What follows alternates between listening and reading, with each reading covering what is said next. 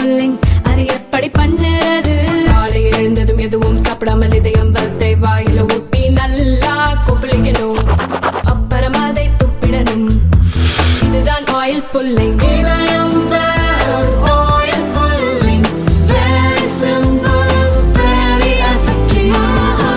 திராவிடம் என்ற சொல் வேண்டாம் என்றால் அதனை புழக்கத்துக்கு கொண்டு வந்த பண்டிதர் அயோத்திதாசரை தான் விமர்சிக்கணும். அவரை இவர்களால் விமர்சிக்க முடியாது என விசிக தலைவர் திருமாவளவன் சொன்னார். வரலாறு எப்படியெல்லாம் மாறிக்கொண்டிருக்கிறது என்பதை நாம் புரிந்து கொள்ள வேண்டும்.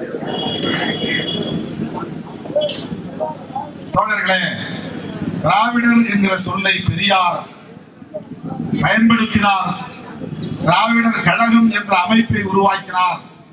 அது திட்டமிட்டு அவர் செய்த சூழ்ச்சி, தமிழர்களை நசுக்க வேண்டும் என்பதற்கான சூழ்ச்சி என்று இன்றைக்கு சில பேர் திரிபுவாதம் செய்கிறார்கள். திருச்சுவது, பொய் பேசுவது, வரலாற்றை திரிப்பது, உண்மையை திரிப்பது. லாஜிக் படி நீங்கள் திராவிடத்தை விமர்சிக்க வேண்டுமானால் பண்டிதர் அயோத்திதாசரை விமர்சியுங்கள், பேசுவோம் மேடையில்.